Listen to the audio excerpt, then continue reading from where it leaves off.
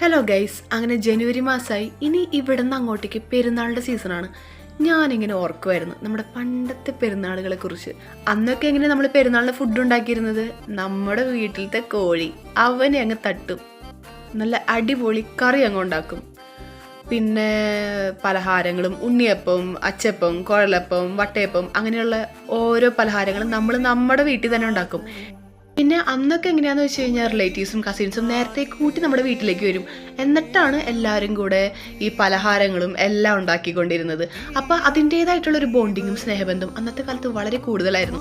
പക്ഷേ ഇപ്പോൾ അതൊക്കെ കുറച്ചും കൂടെ കുറഞ്ഞു. പെരുന്നാൾ ദിവസമൊക്കെയായി ഓരോരോ ഗസ്റ്റുകൾ വരുന്നത്. കുറച്ച് ലേഡീസ് ഐറ്റംസ്, നെയിൽ പോളിഷ്, വള, മാലയൊക്കെ വാങ്ങാൻ കിട്ടുന്ന ഒരു അവസരം കൂടിയാണ് ഈ പെരുന്നാൾ. പിന്നെ എടുത്തു പറയേണ്ട ഒരു കാര്യമുണ്ട്. എന്താണെന്ന് അറിയോ? ഈ നാടകങ്ങൾ, ഗാനമേളകളൊക്കെ ഉണ്ടായിരുന്നത്. അപ്പോൾ അന്ന് ഈ നാടകങ്ങളും ഗാനമേളകളും കാണാനായിട്ട് നമ്മൾ പേപ്പറൊക്കെ ആയിട്ട് പോവുക. അത് നിലത്ത് വിരിച്ച് അതിലിരുന്നിട്ടാണ് അത് കണ്ടുകൊണ്ടിരുന്നത്. ഇന്നത്തെ കാലത്ത് കുട്ടികൾക്ക് അത്തരം എക്സ്പീരിയൻസ് ഒക്കെ വളരെ കുറവായിരിക്കും. പിന്നെ എനിക്ക് ഏറ്റവും ഇഷ്ടമുള്ളൊരു കാര്യം എന്താണെന്ന് വെച്ച് കഴിഞ്ഞാൽ, അവിടെ കുറേ ഐസ്ക്രീം വണ്ടികളൊക്കെ വരുമല്ലോ.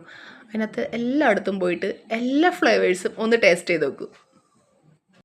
എന്തൊക്കെ പറഞ്ഞാലും ക്രിസ്ത്യൻസിന് പള്ളിപ്പെരുന്നാൾ എന്ന് പറഞ്ഞാൽ അതൊരു വികാരം തന്നെയാണ് അല്ലേ? പെരുന്നാൾ കുർബാന, പ്രദക്ഷിണം, വെടിക്കെട്ട്, പിന്നെ നമ്മുടെ വീട്ടിൽ അമ്പ് വരുന്നത്. അപ്പോൾ നിങ്ങളുടെ പെരുന്നാൾ എക്സ്പീരിയൻസ് എന്തൊക്കെയാ? പഴയ കാലത്തെയും ഇപ്പോഴത്തെയും പിന്നെ നിങ്ങൾക്ക് ഏറ്റവും ഇഷ്ടമുള്ള കാര്യങ്ങൾ പള്ളിപ്പെരുന്നാളിൽ എന്തൊക്കെയാണ് എന്നതൊക്കെ കമൻറ്റ് ചെയ്യുക.